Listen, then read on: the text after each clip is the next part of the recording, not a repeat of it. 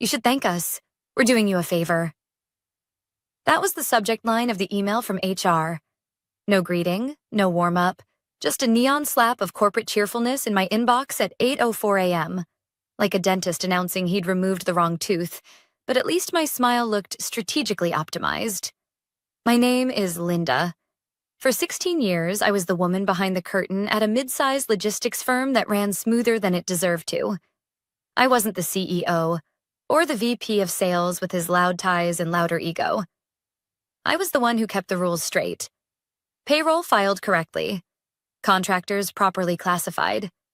Labor compliance reports submitted on time. Every time. Invisible work. Essential work. The kind of work that makes or breaks a company in ways no one claps for at quarterly meetings. I wasn't the one telling jokes in the break room. I wasn't baking cupcakes for Carol in accounting. But when someone's health insurance mysteriously vanished mid-treatment, or when overtime went missing from paychecks, who fixed it? Me. Always me. Quiet Linda with the cluttered desk and the memory of an IRS agent. And for all that, what did I get? A title that sounded like something scraped off the bottom of an org chart. Operations Specialist 2. Which in plain English means the duct tape, the aspirin, the mop crew for bureaucratic sewage. So when HR hit me with that email, you should thank us. We're doing you a favor. I didn't flinch. I didn't cry. I didn't even let my coffee get cold. Because here's the thing. When you spend 16 years cleaning up everyone else's mistakes, you learn two things. 1. People always underestimate the quiet one. 2. Every system leaves a paper trail. But let me rewind for a moment. It started with a vague calendar invite. Quick sync, HR and OPS. That's the kind of subject line that smells like disinfectant and bad news. I walked in and found Janice from HR perched behind the conference table, smile so wide it looked stapled in place. Next to her sat a fresh-faced intern, clicking her pen like she was about to announce my prize on a game show. Linda, Janice began, voice sugary enough to rot teeth. We want to thank you for your many years of service.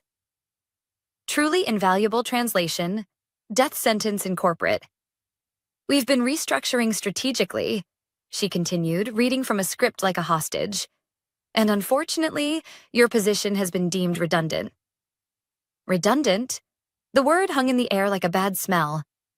Redundant, as though I were an old paperclip or an outdated software license. Then came the kicker. But this is really a favor to you, Janice added brightly, as if gifting me a cruise to nowhere. It's a chance for you to explore new opportunities.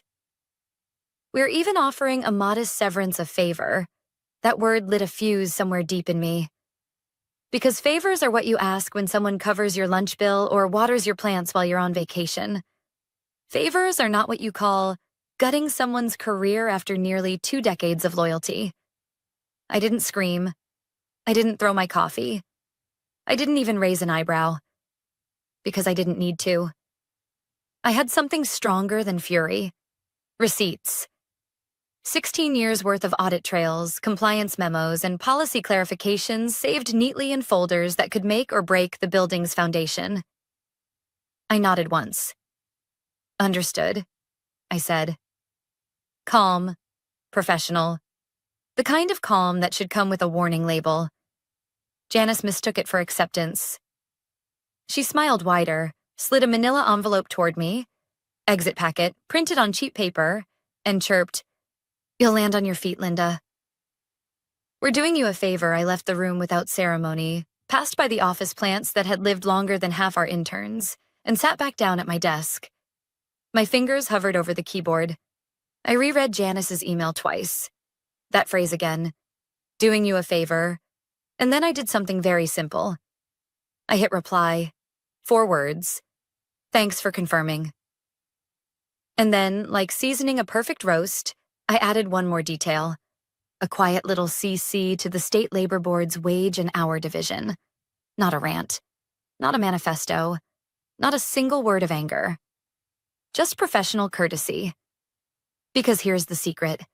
When you're the one who's been documenting every line of labor code compliance for 16 years, you don't need fireworks.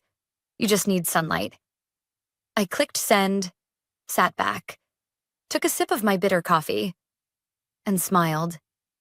They thought they'd done me a favor. They had no idea what they'd just started. An hour after I hit send, my phone rang. Unknown number. I let it buzz until voicemail kicked in.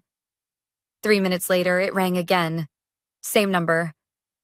I sighed, pushed my chair back, and answered. Linda? The voice was tight, clipped, like it was holding its breath. It was Robert, the CFO. The same Robert who once forwarded my 18-page compliance memo to his assistant with the note, "Summarize this in 3 bullet points." Yes, I said, neutral as a weather report. What did you do? His voice cracked at the edges. 7 years of payroll under audit? The labor board is involved already? I glanced at my email screen. The reply sat there, polite, professional, harmless on the surface. I asked for clarification, I said, and copied the state. That's all. There was silence. The kind of silence you could feel sweating through the line. Finally, he muttered, "You don't understand what this could mean." Oh, but I did. I understood exactly. By the afternoon, whispers were moving faster than office gossip after a Christmas party. My friend Carla from operations messaged me from her personal email. What the hell did you do? Everyone looks like they've seen a ghost. I didn't reply right away. Instead, I leaned back and thought about it. Because here's the truth. I hadn't done anything dramatic. I hadn't stormed out or called a lawyer. I hadn't leaked files or called a journalist. I'd simply pointed the flashlight at the corner they never dusted. That was enough. The next day, the first signs of panic became visible. HR sent a company-wide memo titled, "Friendly Reminder, Confidentiality in Employment Matters." The kind of email dressed up in best practices but reeking of fear. As we navigate a period of strategic review, please remember not to discuss internal processes with external parties. Misunderstandings can lead to unnecessary escalation. Translation: Don't be like Linda. I laughed out loud. They thought they could spin this as gossip control. What they didn't realize was that the labor board doesn't care about spin. They care about records. And I knew exactly which records would give them heartburn. By lunchtime, another message landed, this time forwarded from a mole inside finance.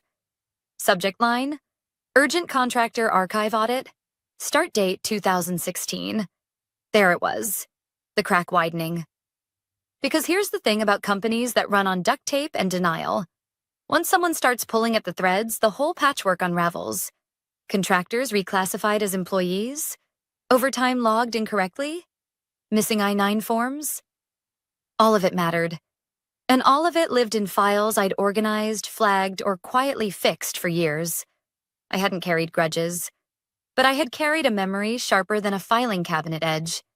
That night, Carla texted me again. They had a whiteboard meeting today.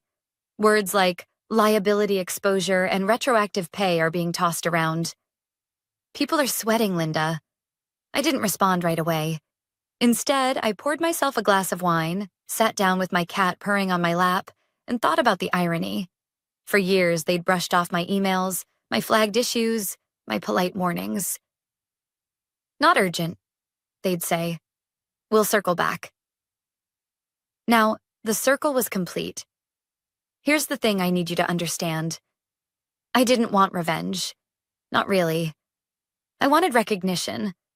I wanted them to see that my work mattered, that the invisible labor of keeping a company compliant was not disposable. But when you push someone into a corner and call it a favor, don't be surprised when they finally step out with receipts. 2 days later, the whispers turned into fog. Slack channels went quiet. People stopped posting memes and inside jokes. Instead, they renamed threads things like #urgent-, doc-review, and #policy-alignment. Robert, the CFO, hadn't been seen in the cafeteria. Rumor was he was holed up with outside counsel. Janice from HR was spotted crying in the bathroom. And Jeff from accounting, Oh, Jeff was heard muttering, "What the hell is a 1099B2 modifier?" Like a man begging for mercy. Me? I was at home, drinking my coffee, watering my plant, watching it all unfold without lifting another finger. Because the truth is, I hadn't burned anything down. I just handed the fire marshal a copy of the inspection report. The irony? My name wasn't on a single office door. I didn't get the bonus trips or the applause at staff meetings. I was invisible. But now, invisibility was my weapon. They had no idea how much I'd seen, how much I'd documented, how many warnings I'd quietly filed away because nobody wanted to deal with minor compliance issues. Now those minor issues were the earthquake shaking their glass tower. And all it had taken was one email. 4 words. 1 CC. The official letter came on a Tuesday morning. 2 pages. Polite devastation. Signed, stamped, and sent from the State Labor Board's regional office. Pursuant to the inquiry received, our team will be conducting a payroll and classification audit beginning Thursday. 7 years of records, payroll logs, contractor agreements, overtime policies, even internal communications if deemed necessary. It was clinical, detached, almost boring in its wording. But to anyone who has worked in compliance long enough, it was the equivalent of a thunderclap in a boardroom. By noon, the letter had been forwarded to half the executive team. By 2, a copy had been printed and taped inside the HR office like a haunted relic. By 5, Robert, the CFO, had reportedly gone home early, muttering something about mitigation strategies. I didn't dance. I didn't gloat. Instead, I brewed another cup of bitter coffee and sat at my kitchen table with Deborah, my little office plant, perched under her LED lamp. She had survived the move from my desk to my apartment without complaint. Unlike the executives, she was thriving. That's the thing people miss about power. It doesn't always come in shouting or slamming doors. Sometimes power is patience. Sometimes it's having the receipts when everyone else is scrambling to invent excuses. And I had all the receipts. Carla, my old teammate, sent me a blurry photo that night. A whiteboard in conference room C, scrawled with red marker. Payroll audit prep. Immediate action items. Beneath it, retrieve contractor files 2016 to 2022. Review overtime classifications. Cross-check exempt/non-exempt grids. Confirm archived I-9 documentation. It read less like a meeting agenda and more like a crime scene investigation. She added a note. "You should see their faces, Linda. It's like someone pulled the fire alarm in church." I smiled. Not because I enjoyed their panic, but because for once they were treating my work with the gravity it deserved. The next day, a company-wide memo went out. As part of ongoing internal improvements, HR and finance will be conducting a thorough review of records. Please respond promptly to requests for documentation. Ongoing improvements. That was their phrase. As if the labor board's arrival was just part of spring cleaning. But no memo could hide the cracks. Former colleagues started messaging me from personal accounts. "Is it true they're pulling 7 years of payroll?" one asked. Another whispered that legal had already flown in a specialist from Columbus. And Jeff from accounting? Word was he had a minor breakdown after being asked to provide contractor expense notes dating back to 2016. "Who even keeps that long?" he'd shouted before someone gently reminded him. I did. That evening, Robert called again. His voice was lower this time, almost pleading. "Linda, listen. If this audit expands, we're talking serious penalties, back pay, fines, even investor fallout. Are you sure you want to push this?"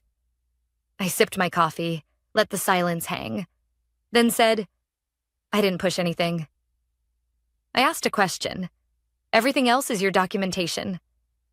He exhaled hard, a sound like defeat leaking through the line. This could destroy us.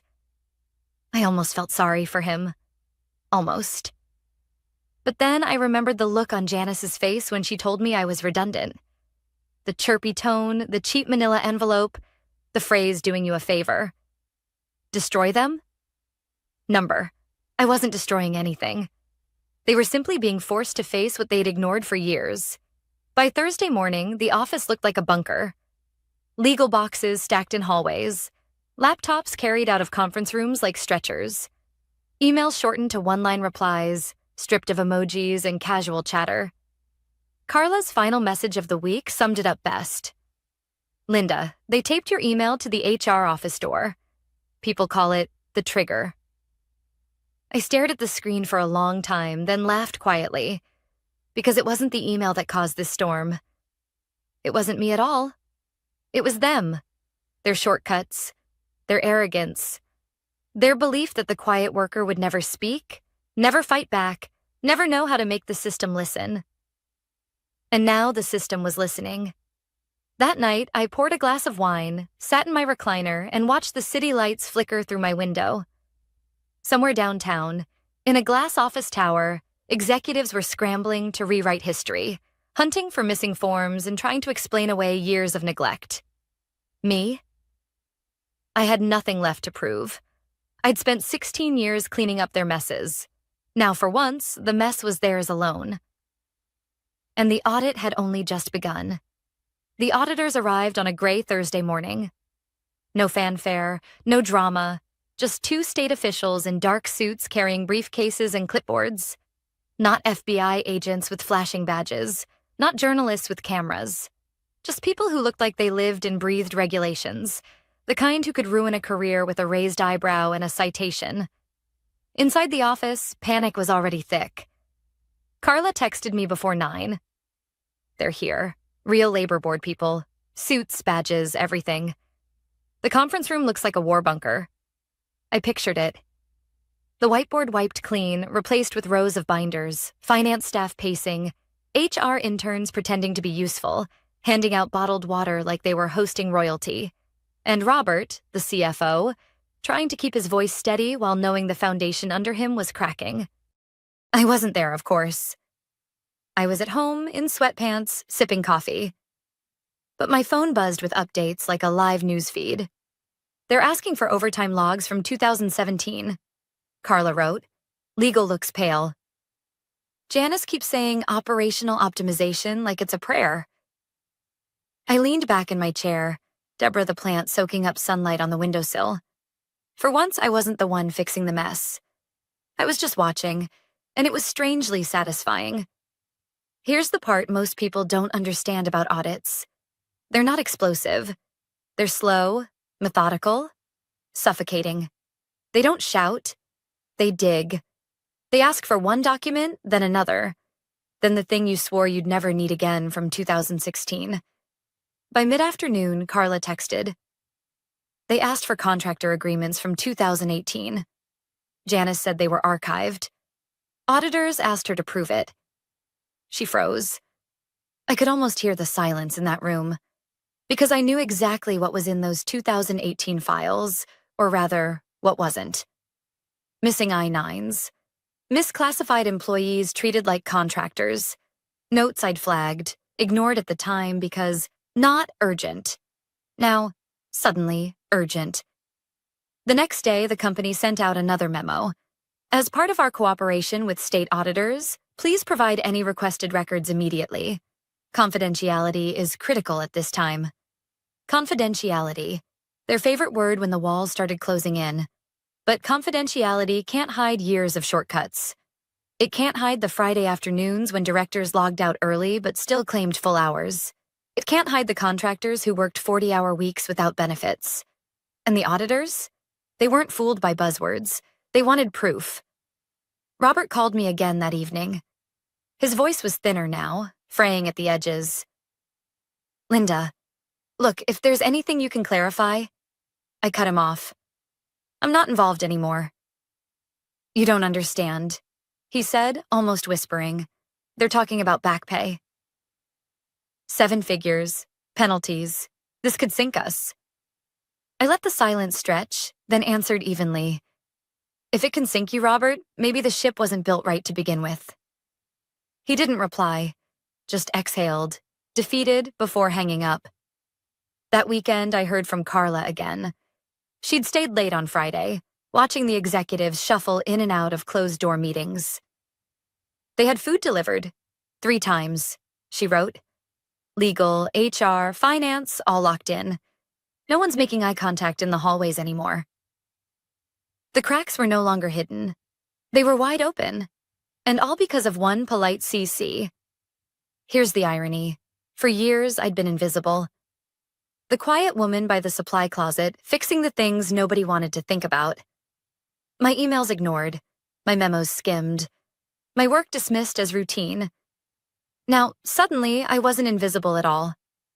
My name was on the audit file. My email, the one with 4 words, was taped to HR's door like a warning sign. Employees whispered it in the break room. The trigger. I hadn't raised my voice. I hadn't staged a protest. I hadn't burned a single bridge. I'd just flipped on the inspection light.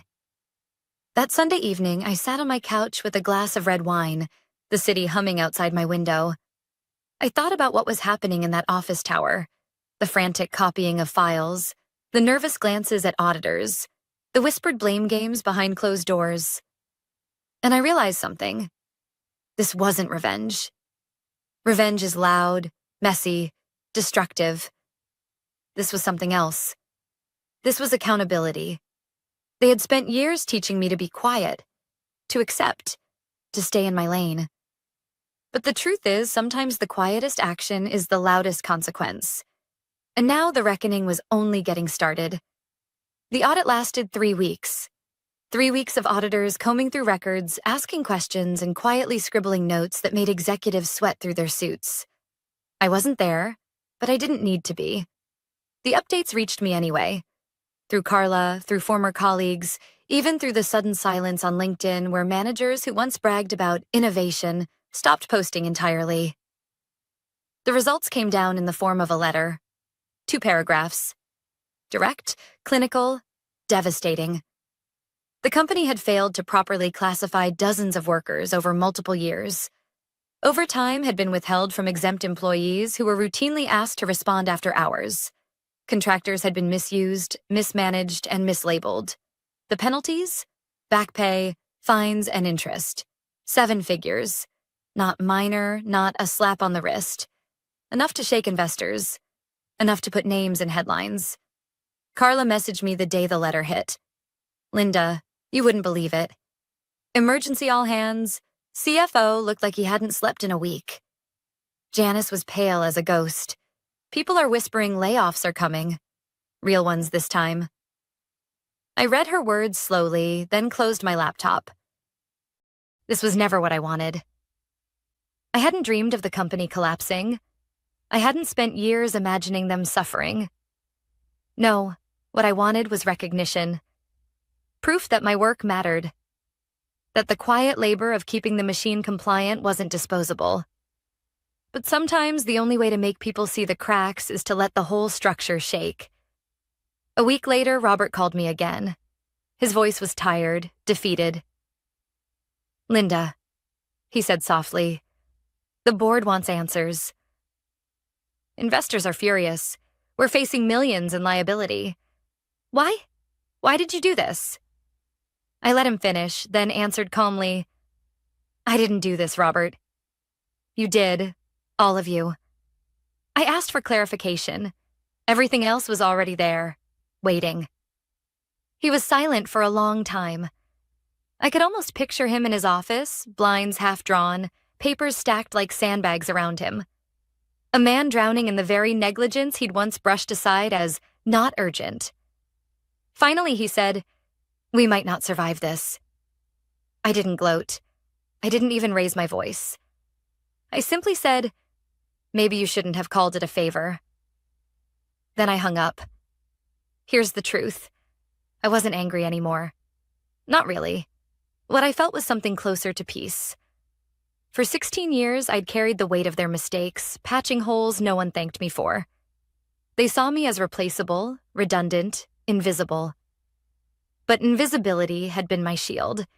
They never noticed how much I knew, how carefully I paid attention, how many files I kept in order. They never realized that the quietest person in the room might also be the one who remembered every detail. And in the end, that was what undid them. Not rage, not sabotage, just memory. The company survived, technically, They downsized.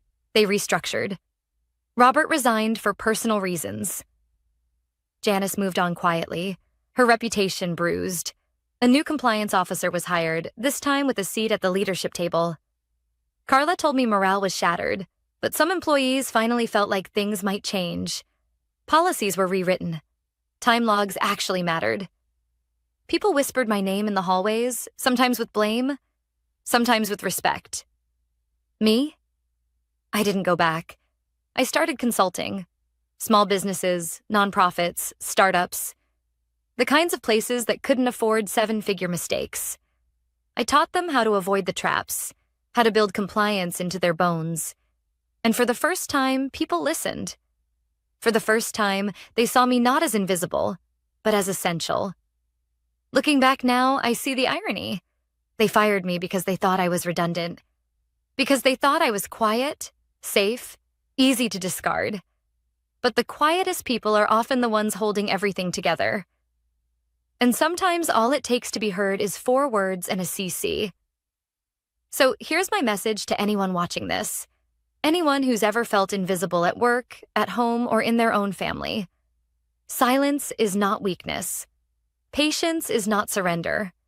And quiet doesn't mean powerless. Because the people who underestimate you are often the ones who hand you the tools to hold them accountable. I didn't burn the building down. I just turned on the lights.